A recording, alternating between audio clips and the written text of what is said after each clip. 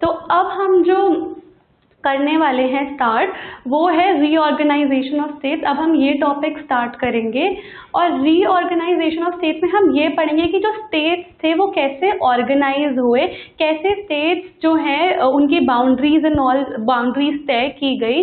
तो अब क्योंकि हम पढ़ चुके हैं कि प्रिंसली स्टेट आ चुका है, पार्टीशन हो चुका है, हमने कॉन्सिक्वेंस पढ़ लिया, हम लोगों ने ये सब चीज़ें पढ़ चुके हैं, तो अब ये इंपॉर्टेंट है पढ़ना कि जो स्टेट्स हैं उनकी बाउंड्रीज कैसे तय करी गई। तो हम ये देखेंगे कि जो लीडर्स थे उस वक्त, लीडर्स हमारे जो थे वो ये सोचते हैं कि जो बाउंड्रीज हैं वो ऐसी होनी चाहिए, जो वो एक ऐसा रिफ्लेक्ट करना चाहिए कि वो कल्चरल डिफरेंसेस, जो लैंग्वेज डिफरेंसेस है, जो डाइवर्सिटी है कल्चर और लैंग्वेजेस की, उनको रिफ्लेक्ट करना चाहिए बाउंड्रीज के थ्रू, हमारे स्टेट्स के थ्रू हमारे कल्चर और लैंग्वेजेस रिफ्लेक्ट होने चाहिए। ये उन्होंने सोचा लीडर्स ने कि ऐसे बाउंड्रीज होंगी। बट हम आगे देखते हैं कि जो लीडर्स हैं वो ये भी नहीं चाहते थे कि लैंग्वेजेस के बेसिस पे हो, क्योंकि उनको लगा था अगर लैंग्वेजेस के बेसिस पे डिवाइड होने लग गया अगर स्टेट्स की बाउंड्रीज, तो फिर it can lead to disintegration, again शायद से हमारा इंडिया टूट सकता है।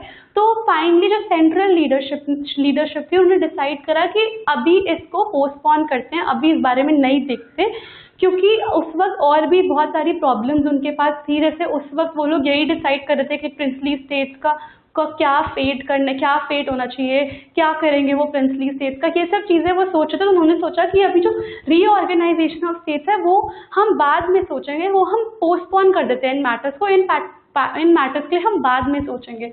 उसके बाद हम क्या देखते हैं कि उसी वक्त क्या होता है, सेम टाइम में जो पीपल हैं वो प्रोटेस्ट और मूवमेंट करना शुरू कर रहे होते हैं, क्योंकि वो इस डिसीजन से सहमत नहीं थे। वो चाहते थे कि रीऑर्गेनाइजेशन ऑफ स्टेट और सबको अपना अपना स्टेट मिल जाए। तो हम देखते हैं कि जो मद्रास प्रोविंस है, मद्रास प्रोविंस में क्या होता है कि बहुत ज़्यादा तेलुगु स्पीकिंग लोग होते हैं। मद्रास प्रोविंस में बहुत ज़्यादा तेलुगु स्पीकिंग लोग होते हैं जो कहते हैं कि हमें एक अलग प्रोविंस चाहिए, जिसको वो कहते हैं हमें एक आंध्रा प्रोविंस चाहिए। इस पूरी मूवमेंट को कहा गया था विशाल आंध्रा मूवमेंट। अब जब विशाल आंध्रा मूवमेंट होती है तो there was a leader, a Congress leader, जिनका नाम था पोती श्रीरामुलु।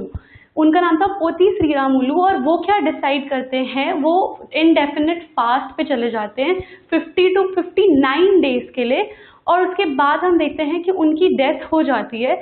इन सब चीज़ों की वजह से एक बहुत ज़्यादा वायलेंस इरप्ट हो जाती है पीपल के बीच में, और बहुत ज़्यादा प्रॉब्लम्स क्रिएट हो जाती हैं, बहुत ज़्यादा वायलेंस हो जाती है। इस वजह से फाइनली ये डिसाइड होता है कि एक सेपरेट आंध्रा स्टेट बन जाएगा। इन दिसंबर 1952 एक सेपरेट आंध्रा स्टेट बन जाता है। उसके बाद एक कमीशन बनती है जिसको कहा जाता है स्टेट्स रीऑर्गेनाइजेशन कमीशन 1953। ये क्यों बनती है, क्योंकि जब आंध्रा स्टेट बन जाता है तो बाकी स्टेट्स में भी जो है वायलेंस इरप्ट हो जाती है, बहुत सारी प्रॉब्लम्स आती हैं, वो सब प्रोटेस्ट करना शुरू कर देते हैं। इसलिए एक स्टेट्स रीऑर्गेनाइजेशन कमीशन सेट होती है 1953 में, ताकि जो बाउंड्रीज हैं वो बना पाए, वो बाउंड्रीज बना पाए, और इसी वजह से ये कमीशन सेट होती है ताकि स्टेट्स की बाउंड्रीज बन जाए।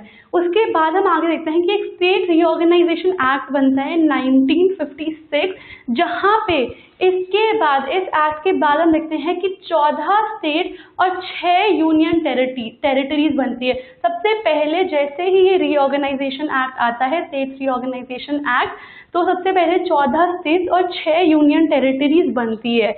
यहीं पे ये टॉपिक ख़त्म होता है। हमने इसमें यही पढ़ा है कि बेसिकली रीऑर्गेनाइजेशन जो था वो अल्टीमेटली जो होता है वो लैंग्वेज के बेसिस पे ही होता है। वो लैंग्वेज के बेसिस पे ही वो लोग स्टेट्स बनाते हैं और बाउंड्रीज बनाते हैं। तो इसी में हम यही सब पढ़ते हैं कि आंध्रा स्टेट कैसे बना और कौन कौन सी कमीशन थी जिनकी वजह से बाउंड्रीज बनी स्टेट की, और वो बाउंड्रीज इस तरह बनाई गई कि वो जो लिंग्विस्टिक फीचर है वो रिफ्लेक्ट हो सके इन स्टेट की बाउंड्रीज से। तो अब यहाँ पे आके भी ये टॉपिक हम ख़त्म कर चुके हैं। तो अब हम देखते हैं आज हमने क्या क्या पढ़ा। हमने पढ़ा कि चैलेंजेस क्या थे न्यू नेशन के।